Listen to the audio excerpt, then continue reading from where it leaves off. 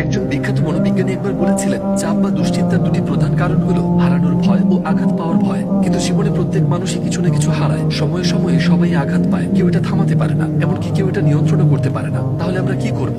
এর উত্তর লুকিয়ে আছে নবী ইব্রাহিম আলাইহিস সালামের দোয়ায়, হাসবুনাল্লাহু ওয়া নি'মাল ওয়াকিল। আমার মনে হয় আপনি এটা আগেও শুনেছেন। হাসবুনাল্লাহ অর্থ আল্লাহই আমার জন্য যথেষ্ট, কিন্তু ওয়া নি'মাল ওয়াকিল মানে আসলে কি? এর অর্থ তিনি সেইজন যিনি সবকিছু পরিচালনা করেন নিখুঁতভাবে। ওয়াকিল মানে এমন একজন যিনি আপনার পক্ষ থেকে সিদ্ধান্ত নিতে পারেন। তাহলে যখন আপনি বলেন আমি আল্লাহকে আমার ওয়াকিল মানি, তখন এর মানে দাঁড়ায় আমার জীবনে যাই ঘটুক সেটি তারই সিদ্ধান্ত, তার চাওয়াই আমার জন্য সর্বোত্তম, আর আমি তাতে সন্তুষ্ট থাকি। সহজভাবে বললে আমরা এই জীবনের কোনো কিছুই নিয়ন্ত্রণ করতে পারি না, আর যতই চেষ্টা করি না কেন কিছু বিষয় একেবারেই আমাদের হাতে থাকে না। আর ঠিক তখনই এই দোয়াটি কাজে আসে। এতে মূলত বলা হয়েছে, হে আল্লাহ, আমি আমার দায়িত্বটুকু পালন করেছি, এখন আমি ফলাফলটা আপনার উপর ছেড়ে দিচ্ছি, কারণ আপনি আমার চেয়েও ভালো জানেন। আপনার সিদ্ধান্তই সবসময় আমার সিদ্ধান্তের চেয়ে উত্তম। আমি আপনার কাছে আত্মসমর্পণ করলাম, আপনি আমার জন্য যথেষ্ট। আমি আপনাকেই বিশ্বাস করি আমার সব বিষয়ে। আর এরপরই উদ্বেগ পরিণত হয়